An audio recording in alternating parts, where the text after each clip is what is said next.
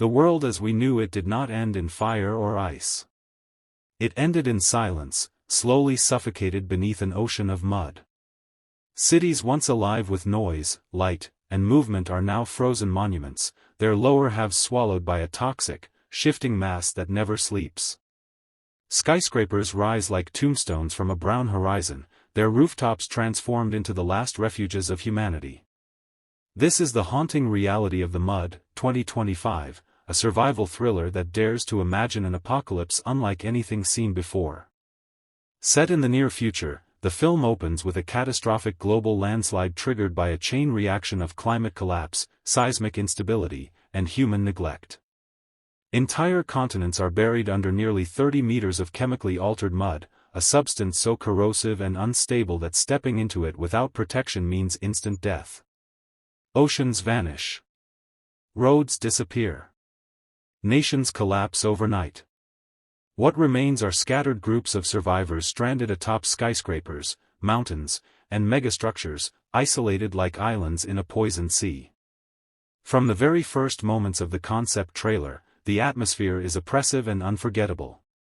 The camera glides over drowned cities, half-visible monuments, and broken bridges that lead nowhere. Helicopters lie frozen in hardened sludge.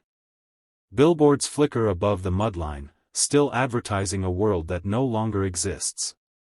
The silence is broken only by distant winds, collapsing structures, and something else beneath the surface, something alive. At the center of this nightmare is Jack, portrayed by Cristiano Ronaldo in a role that redefines his on-screen presence. Jack is not a hero by choice. He is a survivor forged by loss, isolation, and relentless endurance. Once a search and rescue operative during the early days of the disaster, Jack has seen entire crews vanish beneath the mud, swallowed without a trace. Now he lives on the rooftop of a shattered megatower, moving with discipline, conserving energy, and trusting no one. His body carries the scars of the new world, but it is his eyes that tell the real story, a man who has watched hope sink and refused to follow it. Cristiano Ronaldo brings an unexpected intensity to Jack, blending physical strength with emotional restraint. This is not a glamorous role. Jack is dirty, exhausted, and haunted. His movements are efficient, almost mechanical, shaped by years of surviving in a world where a single mistake means death. When he speaks, he chooses his words carefully, as if sound itself is a risk. In The Mud, Ronaldo's performance is grounded, raw, and deeply human.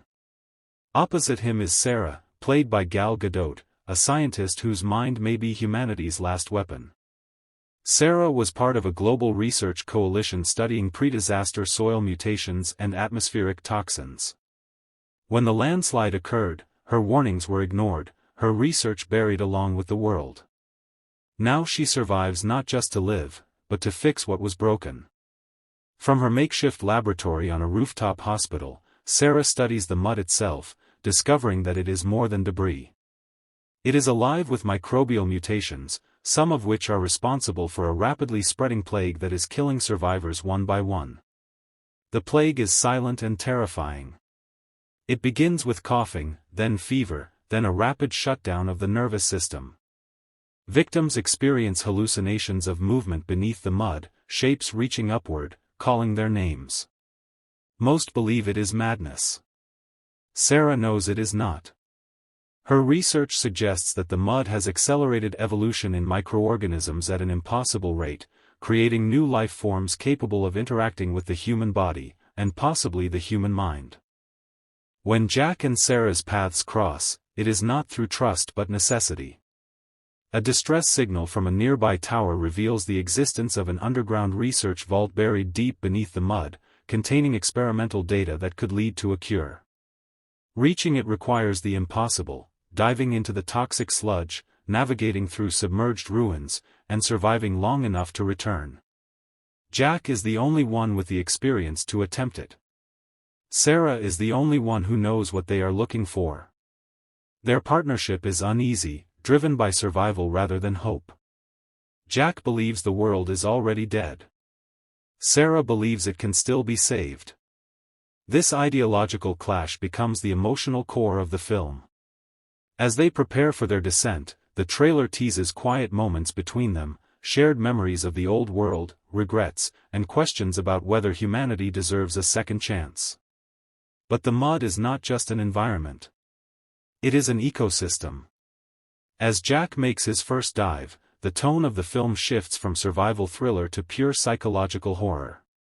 Visibility is near zero. Sound behaves strangely beneath the surface, echoing in unnatural ways. Shapes move just beyond reach, never fully seen. The mud clings, pulls, and resists, as if aware of intruders. What Jack encounters below is not simply mutated wildlife, but something far more disturbing, organisms that were once human. The concept trailer hints at a chilling revelation. During the early days of the disaster, millions were buried alive. Exposed to the mud's toxic compounds and evolutionary catalysts, some did not die. They changed. These beings now move beneath the surface, adapted to the pressure, darkness, and chemistry of the sludge. They are faster, stronger, and guided by a hive-like intelligence. Most terrifying of all, they remember fragments of their former lives. This is where the mud separates itself from traditional apocalypse films. The threat is not an alien invasion or a sudden explosion. It is evolution turned hostile, nature correcting humanity's arrogance in the most brutal way possible. The creatures beneath the mud are not villains in the classic sense. They are consequences. Visually, the film promises a stunning and unsettling experience. Practical effects blend with cutting-edge CGI to create a world that feels heavy, oppressive, and real. The mud itself is treated like a living character, constantly shifting in texture and movement. The color palette is dominated by suffocating browns, sickly greens, and muted grays, contrasted by brief flashes of sunlight on rooftop sanctuaries that feel almost sacred. The sound design plays a crucial role in building tension. Beneath the mud, silence is never empty. Heartbeats echo. Breathing becomes thunder. Distant movements vibrate through the sludge like whispers. The trailer's final moments feature a low, distorted sound, half roar, half human voice, that suggests something massive awakening below. Emotionally, The Mud is a story about resilience and responsibility. It asks difficult questions without offering easy answers. Can humanity survive without repeating the mistakes that destroyed it? Is survival enough, or must there be redemption? Through Jack's journey, we see the cost of giving up on hope.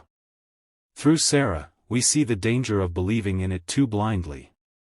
Cristiano Ronaldo's casting adds an intriguing layer to the film's appeal. Known globally as a symbol of peak physical performance, his transformation into a weary, battle-scarred survivor mirrors the film's theme of deconstruction. Strength alone is not enough in this world. Endurance, sacrifice, and moral choice define survival. Ronaldo's presence draws audiences in, but it is his vulnerability that leaves an impact. Gal Gadot brings intelligence and emotional gravity to Sarah, portraying a woman burdened by knowledge and responsibility. She is not fearless. She understands the risks better than anyone, yet chooses to face them. Her chemistry with Ronaldo creates a dynamic that feels grounded and earned, built on mutual dependence rather than romance. As the trailer fades to black, one final line appears on screen: "The world is buried. What rises next will decide our future." It is a promise and a warning. The Mud, 2025, positions itself as more than just a survival thriller.